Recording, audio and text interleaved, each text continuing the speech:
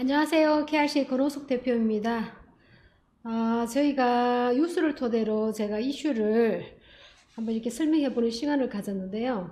요즘에 많은 분들이 전 세계적으로 코로나라 그러면 이전에 정말 잊혀질 수 없는 이런 전염병이 발생했기 때문에 굉장히 답답하고 정말 이제는 한계에 도달할 정도로 시기가 흘렀지만은 그래도 국민 여러분들은 다들 안전과 위생 관리를 잘하고 계셔가지고 더 이상 코로나가 정말 큰 속도로 증가하는 일은 많이 줄어든 것 같습니다.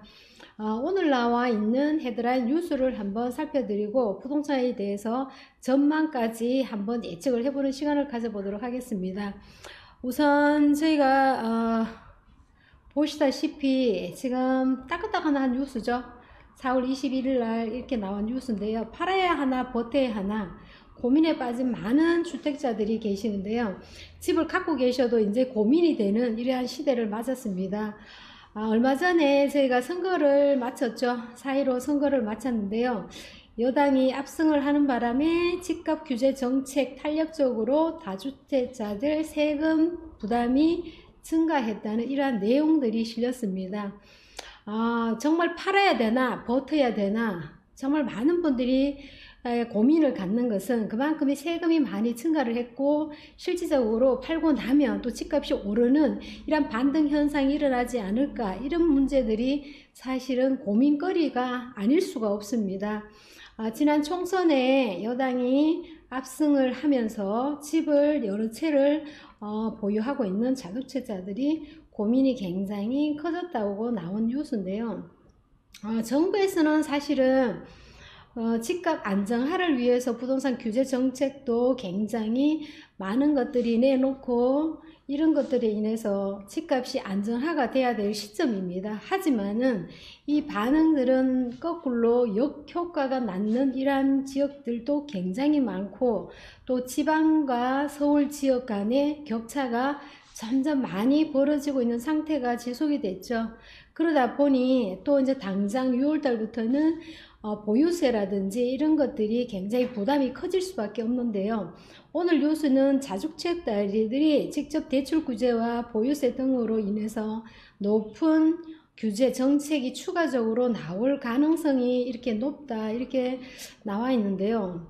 또한 규제가 더 강한 규제가 어떤 규제가 나올지 정말 이제 국민들은 정말 숨을 쉴 수 없을 정도로 답답함을 해소할 수밖에 없겠죠. 거기에 따라서 또 투기로 변질되는 이러한 돈줄까지 옥새로 쪼이고 부동산의 불로소득까지 차단하기 위해서 세금 부담이 굉장히 강화가 됐고 규제 정책적으로 굉장히 강화를 하다 보니까 정말 어느 하나 숨 쉴 이러한 여유조차 없을 정도로 굉장히 힘든 상황이 거듭되고 있다는 이러한 내용입니다. 집값을 올리는 주택시장의 주범이라는 것은 다주택자들이 정부에서 판단하기는 이렇게 생각을 많이 하시는 것 같아요. 당연히 그 말도 맞고요. 하지만은 다주택자들이 종부세라든지 보유세가 부담이 늘기 때문에 주택시장의 매물이 늘어날 효과를 기대를 한번 해본다. 물론 당연히 다주택자들이 집을 세금 부담으로 인해서 팔아야 되는 거는 맞고 팔고 싶지만 또 거래가 안 될 수도 있고 이런 것들이 거듭되다 보니까 이런 매물이 나옴으로써 시장의 안전화를 기여할 것을 예상을 하고 있다, 이렇게 보도가 나왔는데요. 사실 이거는 잠재적으로 크게 봤을 때에 많은 다주택자들이 보유한 주택을 설령 매물로 내놓는다 그래도 일시적으로는 약간의 효과는 있겠지만은 아주 해소될 만큼 부동산 시장이 안정화가 될까요? 저는 안정화가 이런 매물이 많이 쏟아져 나온다 하더라도 안정화되기까지는 굉장히 시간적으로 많이 걸린다고 생각하기 때문에 일시적 현상으로 인해 가지고 해소가 될 뿐이지 시장 상황까지는 안정화에 기여할 만큼의 큰 몫을 차지하지 않는다고 생각이 됩니다. 그리고 수요자가 많은 서울 지역 같은 경우는 당장에 신규 주택이 공급이 늘어날 수가 없고 그러한 해법조차 없기 때문에 정부 입장에서는 공급을 늘리지 않고는 이 주택에 대한 안정화를 어느 정도 해소할 수 있다는 이런 정책 발표가 나오지 않은 이상 공급에 대한 부족은 집값을 극히 안정화를 시킬 수가 없다고 생각이 되는데요. 집값 상승을 불안 심리를 진정 효과를 거둘 수 있기 때문이라 이렇게 보도가 나왔는데요. 서울 지역의 당장에 신규주택 아파트 단지 분양하는 이러한 단지들을 볼 때에 굉장히 희박한 상황이라고 보여지고, 또 거기에 따라서 뾰족한 수가 없다 그러면 사실은 정부 입장에서 민간 택지 분양가 상한제 이후에를 보시게 되면 공급 부정 현상으로 인한 가격 상승이 한 역할을 했다 이렇게 보시면 될 것 같아요.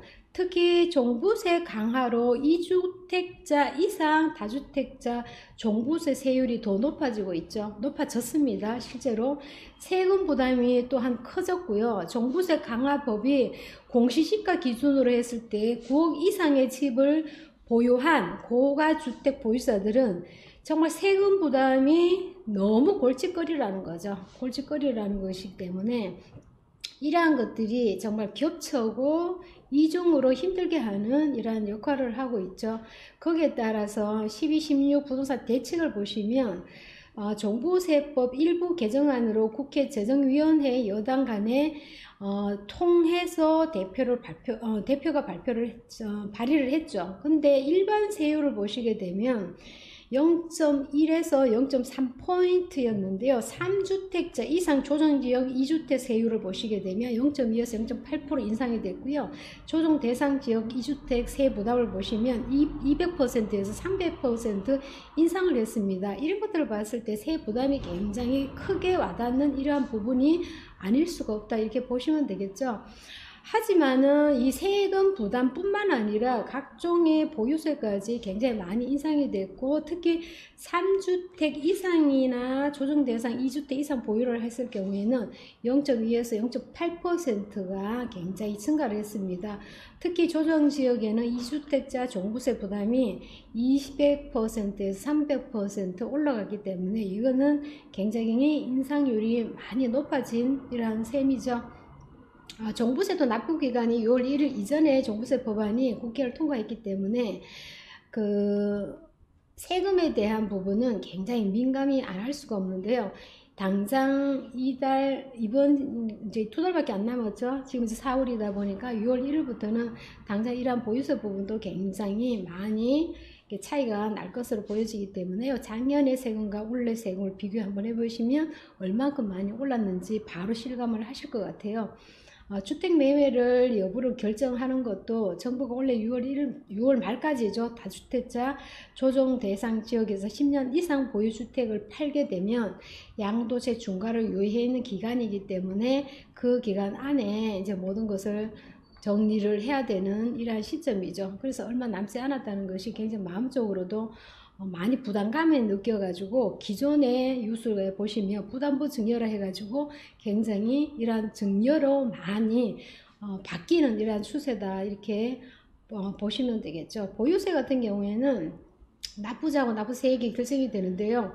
마지막이라고 보시면 되겠죠. 그래서 6월 전에 부담부 증여라든지 이런 것들이 세금으로 인해 가서 부담을 느끼기 때문에 많은 분들이 정리하고자 하는 분들이 돌아서는 것이 부담부 증여로 많이 돌아서는 시점이 바로 우리 6월 1일 기준으로 그 전에 이제 해결을 하셔야지만이 되기 때문에 거래량이 굉장히 많이 늘었습니다. 증여로 거래량이 역대 최고의 거래량이 한번 발표를 했었죠. 그 정도로 많은 분들이 부동산에 대해서 굉장히 민감하면서도 세금이 굉장히 부담이 굉장히 크게 느껴지는 이러한 부분이다 이렇게 보시면 되겠습니다. 특히나 이제 물려줄 이게 증여 부분이 이제 서울뿐만 아니라 이제 지방에까지 많이 확산이 된다는 이런 뉴스를 간혹 많이 자주 접하실 겁니다. 요즘에는 그런 뉴스들이 많이 나오고요. 특히 이제 주택자들이 양도세와 증여세가 굉장히 버텨서 나갈 가능성이 적다는 관측이 나오기 때문에 보유세 인상 가능성이 높아지면서 절세 매물이 본격화될 것이라고 이어지고 있는데요. 우리나라 이게 세금 문제가 굉장히 큰 문제로 그 부동산하고는 정말 이게 뗄래야 뗄 수가 없는 이런 관계가 되었는데요. 간혹 보시면 해외 부동산 같은 경우에는 증여세와 상속세 없는 이런 나라도 있습니다. 소위 말하는 동남아시아 같은 경우에는 상속세와 증여세가 없는 나라이기 때문에 굉장히 부동산에 대해서 관심을 또 우리나라 사람이 안 가질 수가 없는 이런 부분이 하나의 또 해외 부동산에 눈을 돌리는 하나의 계기가 되고 있다고 이렇게 말씀을 드릴 수가 있겠고요. 종부세가 신종 코로나로 인해 가지고 장기화로 된다 그러면 이 종부세 법안이 국회 문턱을 넘고 있고 신종 코로나로 인해서 장기화가 된다 그러면 본격적으로 집값이 하락을 하거나 하게 되면 다주택자들의 보유세가 굉장히 버티기가 어려울 것이다 이렇게 예상을 해보는데요. 보통 단기적으로 다주택자들은 보유한 주택의 일부가 절세 매물로 나온다고 내다보는데요. 이 절세 효과를 보기 위해서 다주택자들이 보유하고 있는 주택을 내놓는다는 것은 절세 효과를 어떤 식으로 절세를 해야 되는지 그거를 방법을 알아야 되겠죠. 그 방법 중에 하나가 매물을 처분하기가 굉장히 어려운 가운데 있습니다. 지금 코로나가 계속 장기화가 지속되고 되기 때문에 매수 시장이 완전히 끊겨 있고 한번 거래하기도 굉장히 힘든 상황에 있어서 그 와중에 집값이 당연히 거래량이 떨어졌기 때문에 매매 거래도 당연히 떨어질 것이라 예상을 해보는데요. 실제로 떨어진 가격을 보시게 되면 전체적으로 전반적으로 가격을 보시면 급매물이 소진되어 있는 상태지 정상적인 매물은 많이 거래가 안 돼 있고 또한 떨어져 있을 때에 증여를 하게 되면 그만큼 세부담이 떨어지기 때문에 더 약하죠.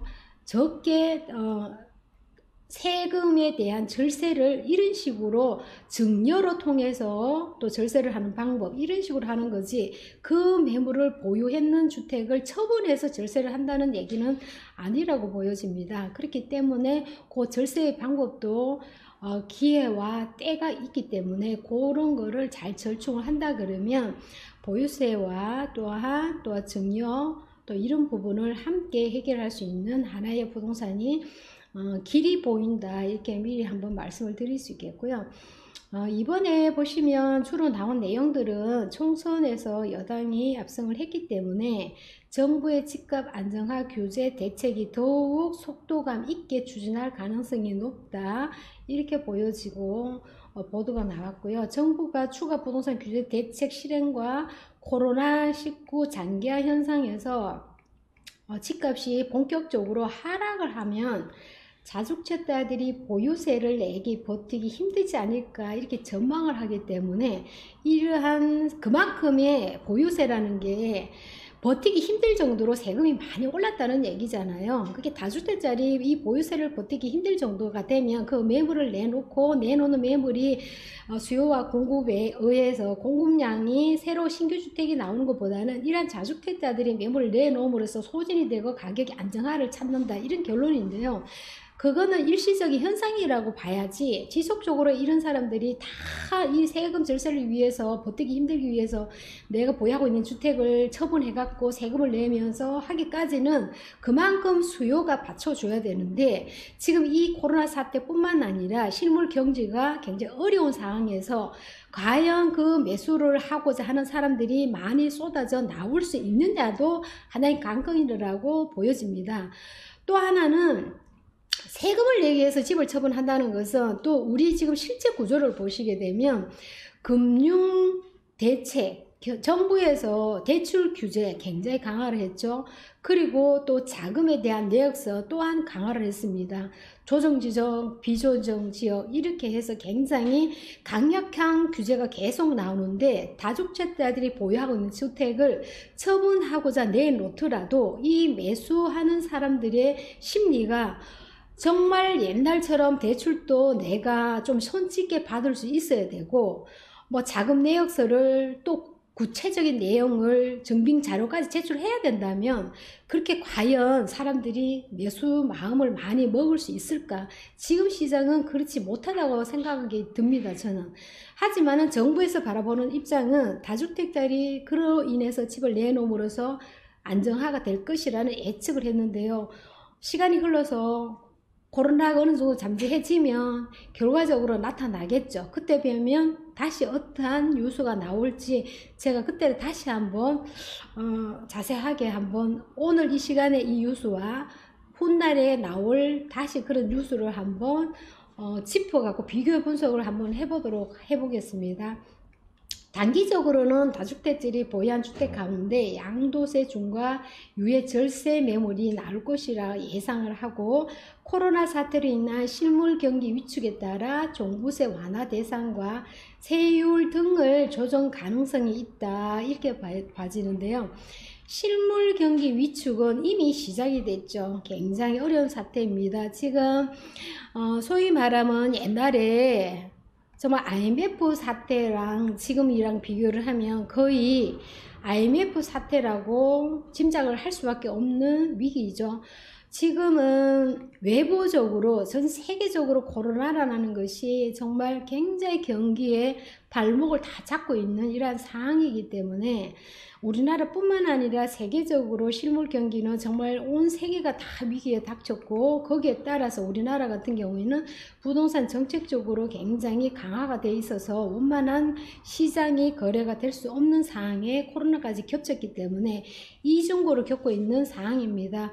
그러한 상황에서 당장 2달 후가 되면 보유세가 내 눈앞에서 바로 현실적으로 정말 실물 경기의 위기가 닥쳐올 건데요. 이러한 것들이 다주택자들이 보유하고 있는 주택을 처분을 할 수가 있는 이러한 상황이 여건이 돼야 되는데, 지금 처분을 하고 싶어도 상황적으로 처분을 할 수가 없는 상황이기 때문에 이 시장이 안정화가 될 가능성이 여지가 얼만큼의 될는지 지켜볼 만 하겠죠. 하지만은 이 코로나가 끝나는 시점이 되고 시장이 안전화가 되기까지는, 그 이후에 자리 찾기까지는 많은 경제적인 쓰나미가 정말 온 국민들이 겪어야 될 실물 경제 위기가 아닐까 싶습니다. 오늘 뉴스는 정말 여기까지 하고요. 정말 많은 뉴스가 나와 있지만은 좀 기쁜 뉴스를 전해주고 싶은데요. 정말 부동산을 팔아야 되나 버텨야 되나, 팔고 싶어도 팔 수가 없는 지금 상황이기 때문에 많은 분들이 아마 버티기를 하고 계셔야 될 겁니다. 이 버티기도 잘 하셔야지만이 되지, 잘못 버티다 보면 정말 채무만 늘어가는 이러한 시점이 되기 때문에 이 시기를 슬기롭게 정말 잘 넘기는 이러한 지혜도 필요하고 지식도 필요한 것 같습니다. 여기까지 제가 오늘 나온 뉴스를 가지고 간단하게 말씀드렸는데요. 좀 더 기쁜 뉴스를 가지고 시청자 여러분께 다가가도록 하겠습니다. 지금까지 KRC 권호숙 대표였습니다. 고맙습니다.